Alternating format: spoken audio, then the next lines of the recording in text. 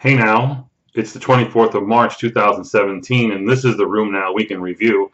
I'm Dr. Jack Cush, Executive Editor of RheumNow.com, coming to you from Dallas today, where we're going to tell you about the big news in rheumatology. At the top of the news, actually, there's three big things that really stand out for me. The New England Journal has featured two articles about rheumatology, specifically a review of psoriatic arthritis and an article about pregabalin or Lyrica. There's also new treatment guidelines from the Sjogren Foundation, but are they good enough? And lastly, there's an article about smoking that leads to poorer outcomes in patients undergoing arthroplasty. From our social feed this week, there's a New England Journal article that we posted today, published yesterday, about pregabalin or Lyrica being ineffective in a randomized controlled trial of 209 patients with either acute or chronic sciatica pain. It turns out that pregabalin was actually equal to placebo and didn't have much of an effect either at 8 weeks or at 1 year, and that, more interestingly, there was certainly a lot more side effects and adverse events in those who were taking the Lyrica. Again, there is probably a role for Lyrica in management of pain, but it's not always as good as we'd like it to be. Good news for Amgen, its biosimilar called Amgevita, which is a biosimilar of adalimumab, has actually been approved by the EMA in the European Union for use in adults and children with inflammatory disorders like JIA and pediatric Crohn's and, of course, rheumatoid, psoriatic, spondyloarthritis, etc. So that's good news on the biosimilar front. There's an interesting small study of 23 HIV patients taken from 4 centers who were also taking HIV inhibitors. They reviewed whether or not they were at higher risk for serious infections. Turns out that they were not. Interesting in that, well, if you think TNF inhibitors cause infections, here's a high-risk group, and they were not shown to cause infections. Of course, there was a historic control here rather than active control, but it is nonetheless important, one, to show that you can use TNF inhibitors in HIV patients without any additional risk, and two, that they're safe in those patients without any risk of serious infections. I don't know about you, but I came across some very disturbing little bit of information. It's been out there a long time, but I was unaware, and you should talk to your drug rep about this. But every time a drug rep hands you a reprint, you're being charged for it. It goes on your Sunshine Act reporting list. And again, how much you're being charged for it, you should find out. So is it worth it? It's up to you. You might be able to download it for free and not be look like a standout on the Sunshine Act list. There's a very good study that was done by Jeff Curtis and colleagues that looked at the protection offered by the zoster vaccine in patients with immune-mediated or autoimmune diseases. In a very large cohort, again, this is claims data of 59,627 patients, they showed that in the first year there was 44% less events of herpes zoster, and that this lasted for as long and was significant for as long as 5 years, with the numbers being 23% less at 5 years. These numbers are about similar to that seen in the regular population, where, again, 50% protection was conferred by the zoster vaccine in the general population. So good news for your patients who have autoimmune disease and need that vaccine. A nice study looked at colored Doppler ultrasound in assessing vascular changes in 79 patients with systemic sclerosis. They compared this to normal nail fold capillaroscopy and other findings. They showed that abnormalities of colored Doppler ultrasound was associated in those who had high CRP levels, those who had a greater than 20 pack year smoking history, males, and those who had either digital pulp ulcers or digital pulp scars. This could become a useful tool in the assessment and management of patients with microvascular disease like that seen in scleroderma. A small review of 46 patients in India who were taking methotrexate and developed pancytopenia, I think, is somewhat instructive. What they found in that population was that this did occur at a mean low dose of 10 milligrams per kilogram, 10 milligrams per week. That the main onset symptoms were that of severe mucositis and fever, and those that were at risk were those who had a low albumin, those who had renal failure, and more importantly, that amongst these 46 patients, 13 died. So this is a highly deadly event that can be avoided by monitoring renal function and patients who are on the drug. A report from last week's AAOS meeting shows that smoking cessation prior to a knee or hip arthroplasty actually improves outcomes. So those who are taking, who were smoking prior to surgery actually had worse outcomes and more complications than those who actually had ceased. So good instruction for your patients who are undergoing arthroplasty. A small but interesting report looked at the rare occurrence of inflammatory bowel disease occurring in systemic juvenile arthritis patients, Still's disease patients, and when it was seen in this Israeli cohort of 81 patients, the 3 cases that were seen, very low number, were all unified in that they were taking interleukin-1 inhibitors. And again, that's generally not a part of the spectrum of disease seen in Still's disease. I know adults very well, and I've seen many children with this, and IBD is not a common, it's a very rare event, and the question that of whether it might be associated with IL-1 inhibition is even more quizzical. If you look at the data on IL-1 and IBD, suggests that maybe IL-1 could be a useful therapy in patients with inflammatory bowel disease. So we'll look at the literature in the future and see if this crops up more, but I think it's an important report, especially for those of you who take care of patients with systemic JIA or adult onset Still's disease. A systematic review of over 1,200 patients who were undergoing either hip or knee arthroplasty and were under the age of 55 showed that with a 10-year follow-up, a very high degree of satisfaction and of 85% or more, and only about 5% revision rate, suggesting that this may be a good population to do surgery in. Again, it's always been suggested that patients who need hip and knee replacement should wait until the last possible moment, until they're much older.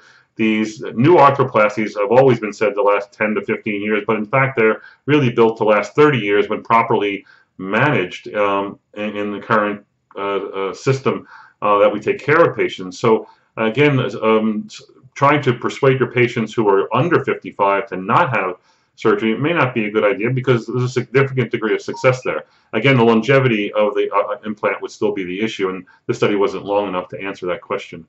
Rheumatic manifestations of the chikungunya virus was recently reviewed by Cassie Calabrese in a nice article that looks at the experience of infections followed in a French cohort in what's called the rheumatology study.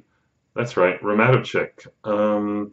Sounds like either an all-female rheumatology faculty or some sort of new study group that won't let me in. You know, women are taking over rheumatology. It has always been an old white guy disease, but the new numbers on people going into rheumatology, the younger generation, it's going to be 60% female in the next decade.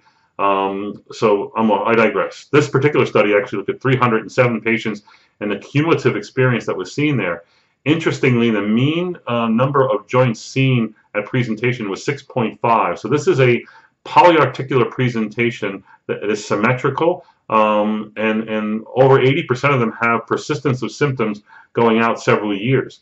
So again, this is going to become, I think, a larger number with time. A lot of these mosquito-borne infectious arthritides are cropping up. In addition to the Zika virus, we have this now, the chikungunya, being added to also dengue. But and again, chikungunya and Zika are going to be a big issue in the future.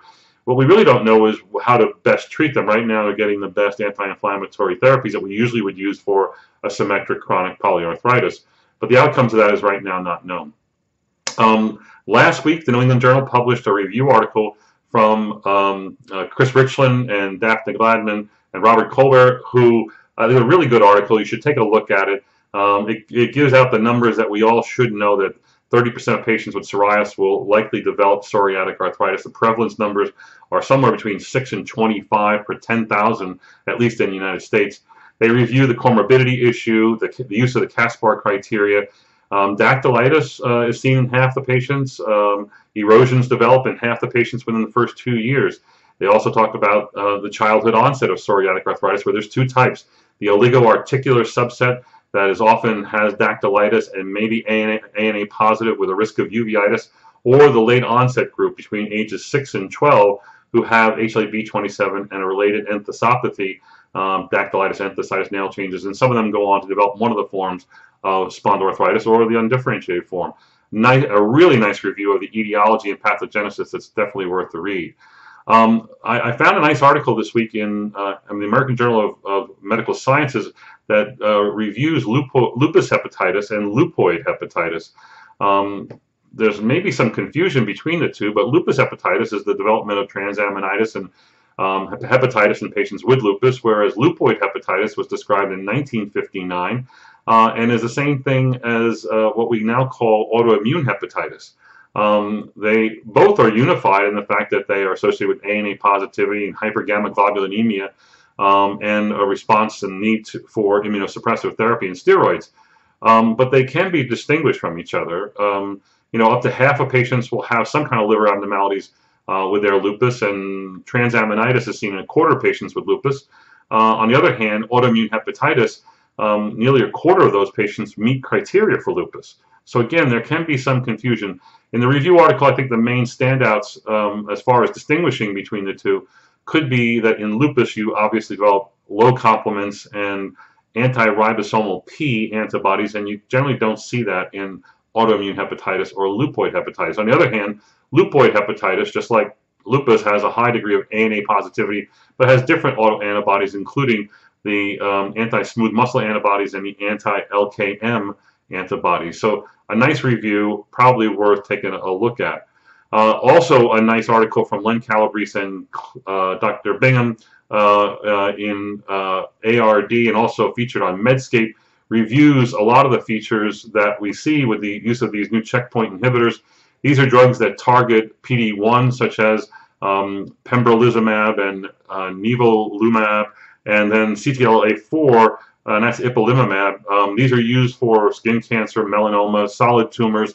Again, very popular agents these days, even being advertised on television, but they have been associated with autoimmune and inflammatory phenomenon.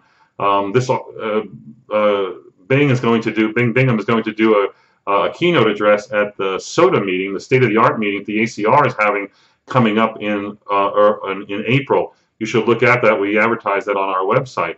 So he's going to review these findings, of which you see many autoimmune things, including thyroiditis and lymphoproliferative diseases and myasthenia gravis and hypophysitis. But the rheumatic disease manifestations include things like Sweet syndrome, Stevens-Johnson, colitis, inflammatory arthritis, and Sicca syndromes are really quite common. So you should also know that myositis and muscle involvement, even rhabdo, has been reported. So again, looking for these findings in patients taking these specific chemotherapeutic drugs should be something to consider going forward. Lastly, there's a nice a new article about the Sjogren Syndrome Foundation and its new 2017 treatment guidelines for Sjogren Syndrome. This is an article published by Steve Carsons and a number of experts in the field. I have to applaud them for coming out with this. It sort of puts on the map things for us to consider, especially when looking at the use of biologics in the management of the disease, looking at the treatment of fatigue, and also looking at the treatment of inflammatory musculoskeletal pain. I think many of the guidelines they put forth, 19 recommendations specifically, are instructive, including saying that really there's no role for TNF inhibitors in the management of Sjogren syndrome, that there might be a role of the use of rituximab in really difficult Sjogren syndrome patients, such as those with cryoglobulinemia and vasculitis, or vasculitis alone, severe parotid swelling, pulmonary disease, or peripheral neuropathies and mononeuritis. But I think they're a little bit suspect, some of these guidelines, in my opinion, when it comes to, for instance, recommending rituximab for the use of xerostomia. And again, they cite, although the committee recommended it, there's very weak evidence to support it. They also suggest that hydroxychloroquine may be useful in treating the fatigue of Sjogren syndrome, again citing weak evidence. And then lastly, when talking about the treatment of inflammatory musculoskeletal pain, they go through the algorithm of using hydroxychloroquine first, then methotrexate, then both, and then if not that, using either leflunomide, sulfasalazine, azathioprine, or cyclosporine, all either moderate, which I find hard to believe, or weak evidence for those. So while I like the guidelines and I like the discussion that they'll create, I think there needs to be more discussion about this to know whether this is the way to go in managing your patients with Sjogren's. That's it for this week at RheumNow.com. Be sure to go to the website to tune in for more news and information. Sign up, register. You'll get daily good information from us. We'll give you Saturday and Sunday off. But Monday through Friday, good news like this. You can go to the website and find the citations as well. That's it for this week. Enjoy your weekend.